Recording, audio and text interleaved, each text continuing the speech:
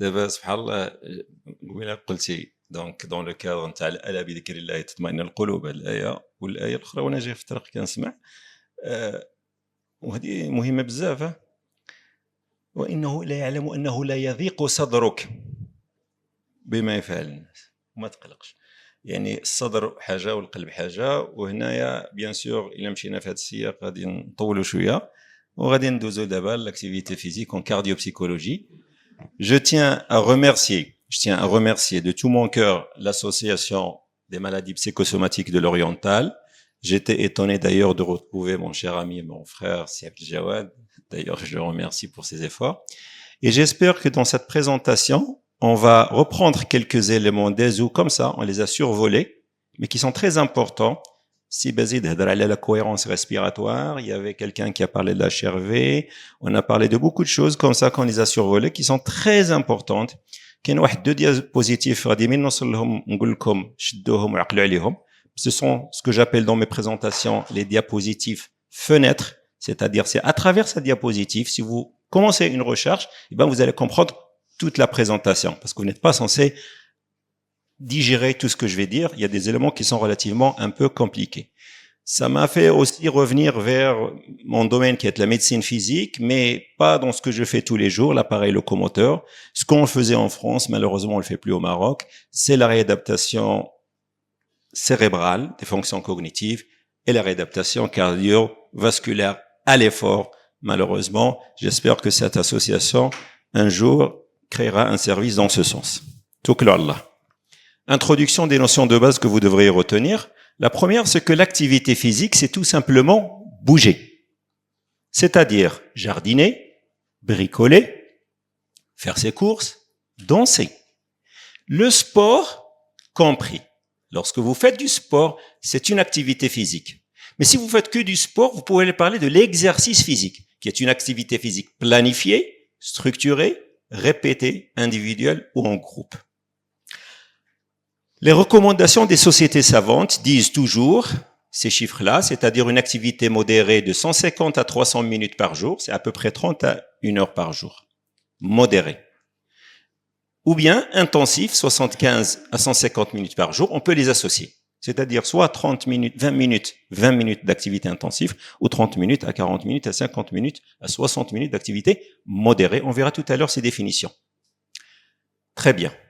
Mais qu'est-ce qui se passe au Maroc? Il se passe au Maroc que malheureusement pour les enfants pour lesquels il faut préconiser plus d'1 heure par jour, ils en font moins pour 85 à 90%. Catastrophe.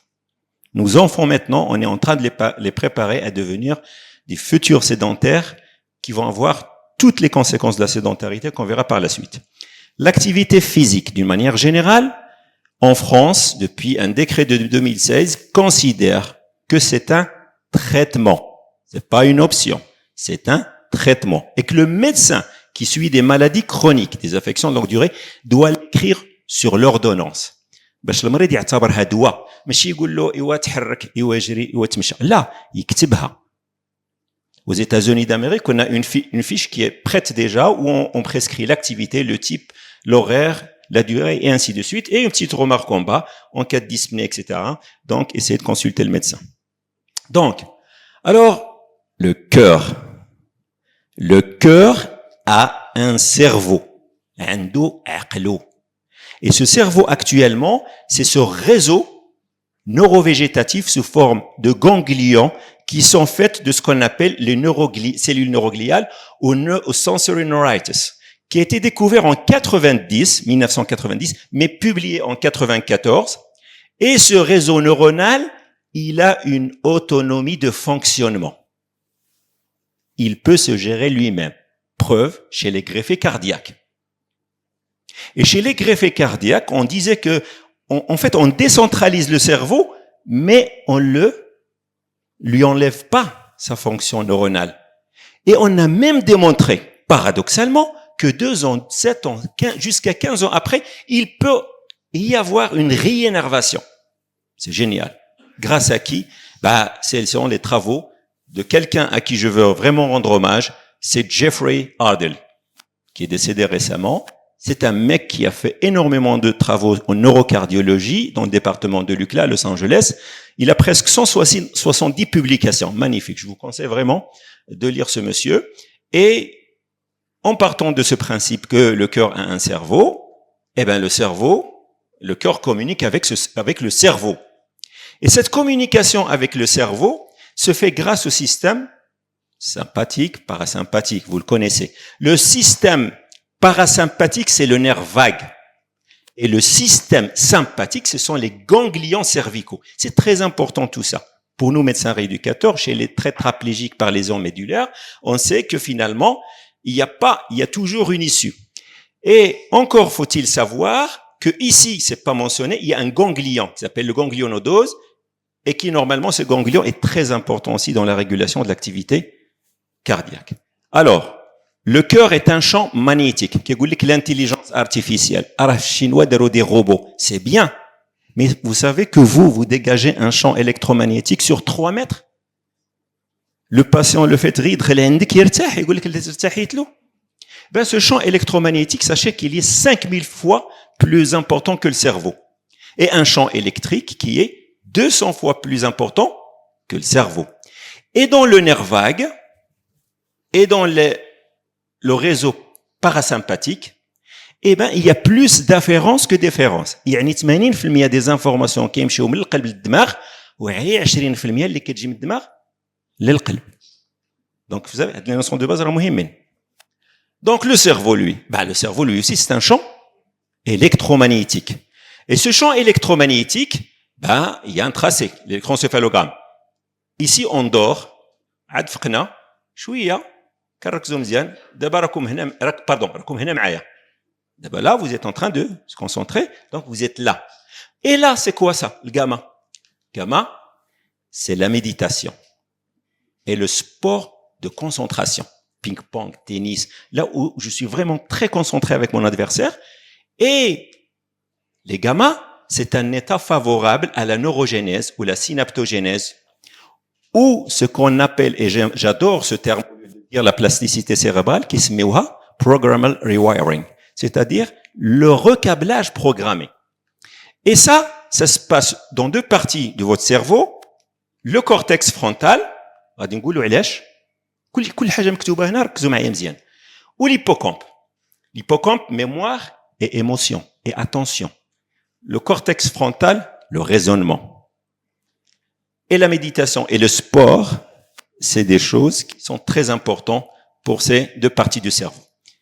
Alors, il y a eu des théories dans ce sens, où vous allez voir sur le net, par exemple, la théorie polyvagale de Porges, intégration neuroviscérale, la cohérence et la...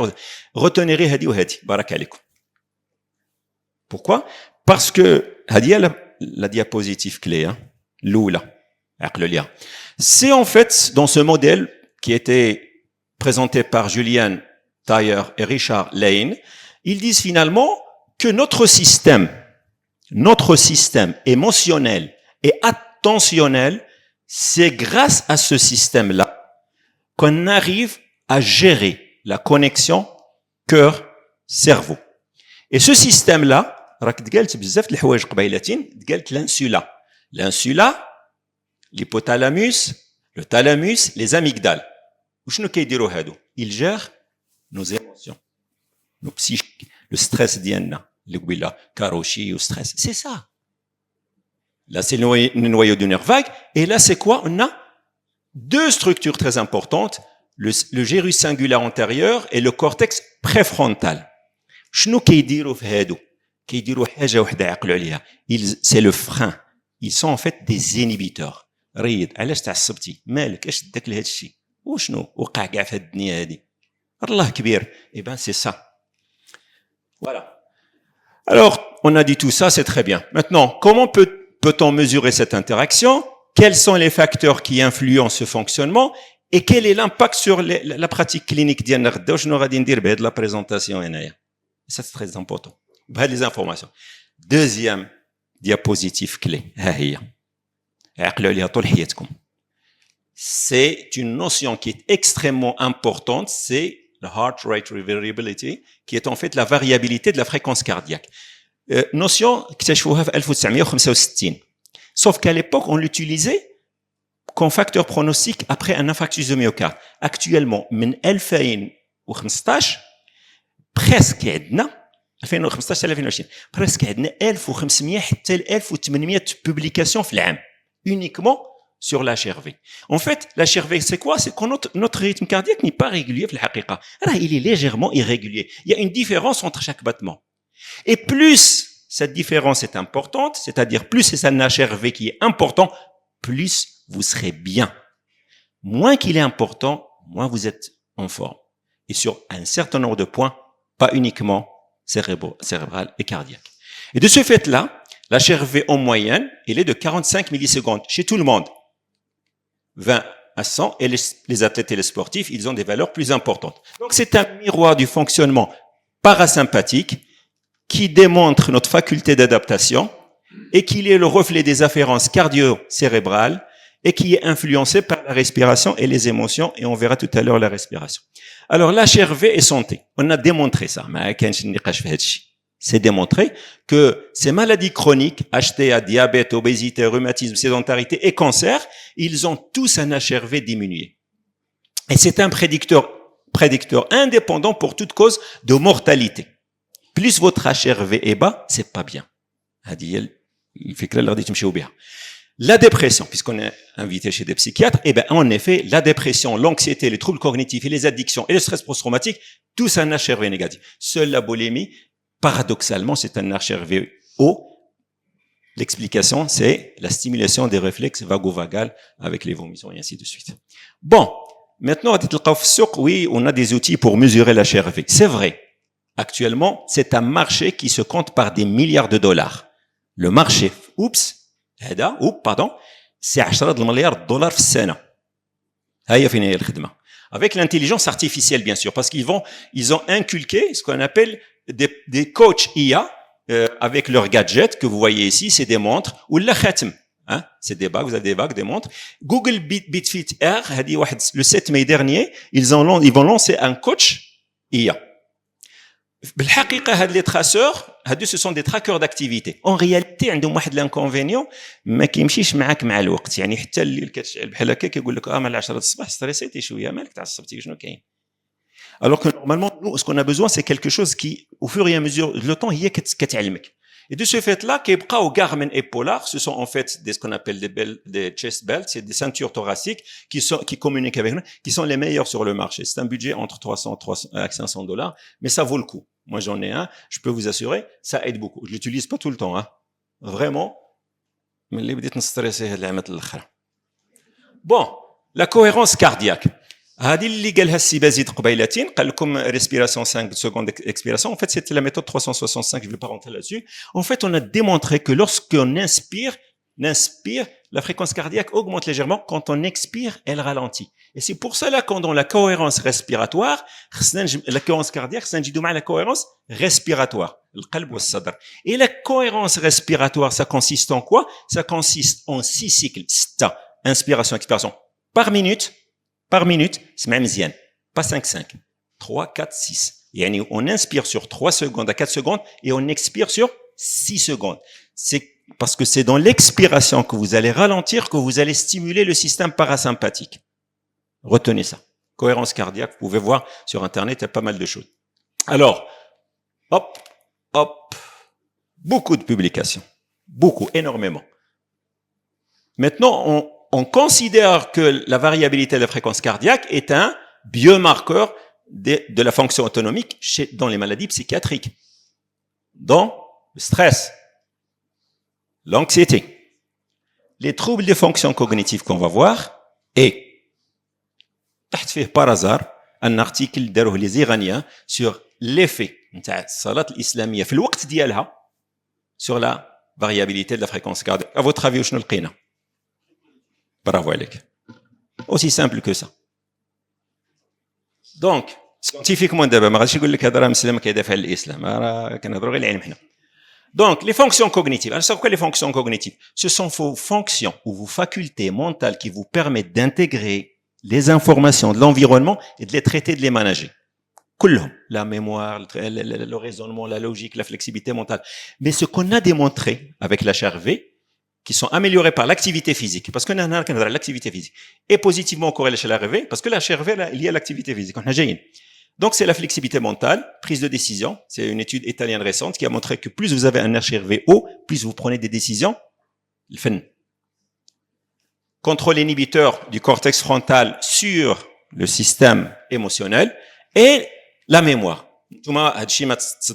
C'est quoi mémoire? Travail épisodique, discrimination, ça c'est notre boulot à nous. Mais sachez que la mémoire qui faut elle est améliorée avec une meilleure performance cardiaque. Alors, غادي نقولوا bon on veut بغينا واحد الHRV سي حياه طالع شنو نديروا؟ Bien sûr, il y a l'alimentation, هضرنا عليها, la méditation, l'ibada, éviter les addictions. D'accord? Gérer le stress. Mais moi, personnellement, je suis pas là pour parler de ça. Je suis là pour parler de ça. Pour parler que finalement, l'activité physique et l'exercice, l'exercice, le sport, riyada, améliore votre variabilité cardiaque. Et au débat alors, lorsqu'on va parler d'activité sportive, غادي تسمعوا بزاف المصطلحات. انا حاولت نبسطهم لكم. المصطلح الاول le travail en aérobie. C'est quoi le travail en aérobie? C'est un travail de moyenne intensité à une faible intensité, mais qui est lent في la durée, mais qui ينزلش على 30 دقيقة, 30 حتى 40 دقيقة. بسكليتة, طابي رولون, نجري برا إلى آخره. D'accord? Le travail de résistance, il y a la musculation. Tout simplement, mais chez l'haltérophilie, la musculation, c'est autre chose. Et il y a ce qu'on appelle la notion de l'exercice intensif fractionné. C'est très important. C'est quoi l'exercice? Mon patron de réadaptation cardiaque, Henri Mondor, il قالنا باش تلخص فين ما مشيتي ما تبقاش دير دوك لي بزاف لي فورميل باش يعقلوا 2 minutes intensif توصل حتى الفي او دو ماكس ديالك 2 minutes repos actif cool down 2 minutes intensif 2 minutes repos actif 2 minutes intensif جري نريح جري نريح et on le fait sur 20 minutes. Voilà, maintenant عرفتوا هاد les notions. Deuxième notion, c'est le VO2 max. C'est quoi? C'est votre consommation maximale d'oxygène. Actuellement, on la mesure avec des gadgets comme ça. Vous voyez, on peut même courir dehors. Avant, quand on a un laboratoire, maintenant ça marche très bien avec ça. On l'utilise beaucoup chez les athlètes. Alors, ماشي غادي يقيسني الكاروشي. فايت الكاروشي. مع دوك لي مرض اللي كيجيك سيدونتير الى tous les facteurs de risque. كديروا نيران كتلقى لو كوريوز, on verra tout à l'heure. كتقول الله يخليك واحد شويه تمشى شويه بالخف جري رياضه. انا كنتمشى. انا كنخدم. الشغل قتلتني الكوزينه. Ça c'est pas de l'activité sportive, c'est une activité physique certes, mais qui ne consomme que 20% de VO2 max. ما عندك aucun effet. والو. Si vous voulez avoir un effet, il faut arriver entre 50 à 70%. Vous faites VO maintenant. 20%, 30%, plus ou moins. Marche rapide, 20 à 25.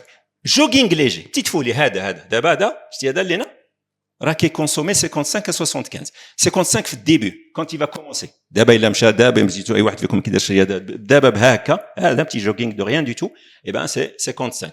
وتجلس واحد 3 شهور 4 شهور غادي تطلع حتى ل 75 avec le même rythme et la même allure. اركض برجليك يا ايوب هذا مغتسل بارد وشراب. Donc, cœur et activité physique. La société de cardiologie en Turquie avait démontré que l'effet de l'exercice aérobique plus l'effet de résistance, mais surtout l'aérobique, avait un effet bénéfique sur le système autonome et sur le débit coronarien. Ça augmente de 6 fois le débit coronarien. L'activité vagale augmente le débit coronarien 6 fois. Via quoi? Via un neuromédiateur qui est très important à retenir, c'est le VIP. Facile. C'est le vasoactive intestinal peptide. Mais il agit où? كنا حسابنا باللي système. Le nerf vague, hein? C'est la branche gauche du nerf vague. C'est la branche gauche du nerf vague qui va vers le nœud sinusal auriculaire et sur les coins. Eh ben, l'endothélium tout à l'heure, je pense c'est Baside. Eh ben, il agit sur l'endothélium. C'est le muscle lisse. En fait, il s'est avéré que le VIP, qui est un neurotransmetteur majeur, il agit sur l'endothélium. Donc, il va agir sur la maladie athérosclérosante. Et ici, bien sûr, l'acétylcholine va agir sur quoi? sur la récupération. Quand vous récupérez, si vous avez une réactivité parasympathique très importante, vous allez très bien récupérer assez rapidement. Retenez une seule chose, l'activité physique augmente le débit coronarien. Point barre. Cerveau maintenant et activité physique. Parce que c'est très important. On a démontré que l'activité physique change la substance blanche, la connectivité. On verra laquelle. Chez les adultes, chez les adultes, avec une étude chinoise, malheureusement, on a montré que les enfants obèses, ils avaient une altération de la substance blanche par sédentarité. Et qu'avec un programme d'activité aérobique pendant 8 mois, قلبنا la balance. ولادكم الله يخليكم changer leur mode de vie, sinon ça va très mal. C'est pour ça que c'est parce qu'au niveau de la connectivité cérébrale, il y a un impact. Bon, alors la connectivité cérébrale, maintenant on la mesure grâce à quoi? C'est Timothée Verstein, en fait, il travaille je pense, à Mellon University de Pittsburgh. هذا حياته كامله دوزها في la substance blanche. كيقرا غير la substance blanche نتاع le cerveau. Il a démontré que ce que vous voyez ici, هذه حقا كتجيكم ياك كتجيكم l'IRM du cerveau pour chercher quoi? Le coaréose. Le coaréose, ça veut dire que la substance blanche elle est pourrie. Elle est complètement détruite par des facteurs cardiovasculaires. Eh bien, عقلوا على هذا. C'est le faisceau inciné. Le faisceau inciné, c'est le faisceau qui relie le cortex frontal au système limbique. Il change avec l'activité physique. Voilà. Alors maintenant, quelle activité physique on passe? Je vais prendre quelques exemples. Il me reste quelques diapos.